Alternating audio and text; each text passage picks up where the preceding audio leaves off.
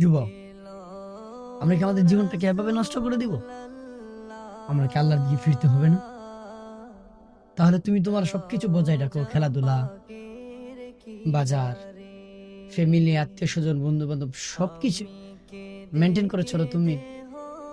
তাহলে আল্লাহর প্রতি এত নারাজ, আল্লাহর প্রতি এত দুঃখ কেন যে আল্লাহকে আপনার মনে পড়বে না? একটা মনে পড়া আর একটা মনে করা, এর মধ্যে অনেক পার্থক্য আছে। পার্থক্যটা কেমন? আমরা আমাদের প্রত্যেকটা প্রিয় মানুষকে বলি, হে আমার প্রিয়তমা, তোমার কথা আমার মনে পড়ে না, বরং তোমার জন্য আমার মন পুরে। আল্লাহকে মনে করা আর আল্লাহর কথা মনে পড়া, এর মধ্যে অনেক পার্থক্য আছে ভাই। যুবক, তোমরা হয়তো ভাবতেছো যে হুজুর, আমাদের তো অনেক গুনার অনেক পাহাড়, আমাদের কি আল্লাহ তাআলা মাফ করবে? আমাদের দোয়া কি আল্লাহ কবুল করে নিবে? আল্লাহ বলে, বান্দা, তোমার কি সাগরের ফেনার চাইতে বেশি গুনাহ? তোমার কি পাহাড়ের চাইতে বেশি গুনাহ? জমিনের বালুর চাইতে বেশি গুনাহ? তাহলে আমি আল্লাহ তাআলা তোমাকে বলতেছি, তুমি আমি আল্লাহর কাছে সেজদা দিয়ে মাপ চাও। আল্লাহ বলেন, ফাউলাইকা ইউবাদদিলুল্লাহু সাইয়্যাতি হাসানাত।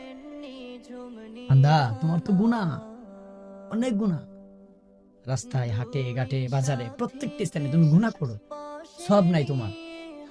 তাহলে আমি বলে দিলাম তোমারে, তুমি যদি আমি আল্লাহকে সেজদা দিয়ে তুমি আল্লাহর কাছে মাথা নত করতে পারো, তো আল্লাহ তাআলা বলেন, আমি তোমার প্রত্যেকটা গুনাহকে নেকি দ্বারা বদলায় দিব।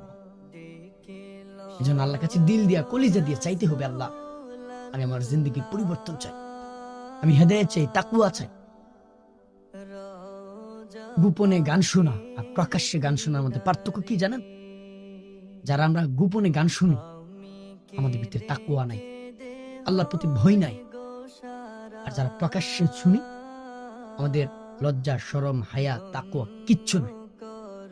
কারণ তোমার প্রকাশ্যে গান শোনাতে আরেকজন মানুষ উৎসাহিত হচ্ছে গান শোনার জন্য এবং আওয়াজ দিয়ে গান শোনানোর জন্য।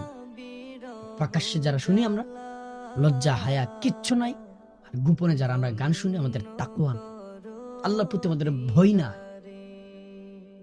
অতএব যুবক, আল্লাহর দিকে ফিরে আসেন। কে কি বললো না বললো, কোন হুজুর কিভাবে বললো না বললো, এদিকে লক্ষ্য রাখার কোনো দরকার নেই। তোমার সিদ্ধান্ত থাকবে আল্লাহর দিকে ফিরবে, তুমি ইনশাআল্লাহ পরিবর্তন হতে পারবে। 10 জন হুজুর 10 মতামত বললে আমরা কোন দিকে যাব? ভাই, আপনি কোন দিকে যাবেন কেন? কোরআন হাদিসের দিকে তাকান। কোন হুজুর কিভাবে বলছে, দিকে কেন যাবেন? কোরআনে কি বলছে, হাদিসে কি বলছে, কোনটা গুনাহ, কোনটা পাপ, কোনটা জিনা, কোনটা নাফরমানি, কোনটা অপরাধ, সিদ্ধান্ত নেন। আল্লাহর জন্য পরিবর্তন হবেন, আল্লাহ আপনার ভিতরে পরিবর্তন হওয়ার মাধ্যম তৈরি করে দিবেন। যুবক, সিদ্ধান্ত নেন আজকে থেকে, ইনশাআল্লাহ আল্লাহকে ভুলবো না। আল্লাহর সিজদা, নামাজ, রোজা, বন্দেগী, হালাল হারাম থেকে বেঁচে থাকবো। আল্লাহ তাআলা পরিবর্তন করে দিবেন ইনশাআল্লাহ।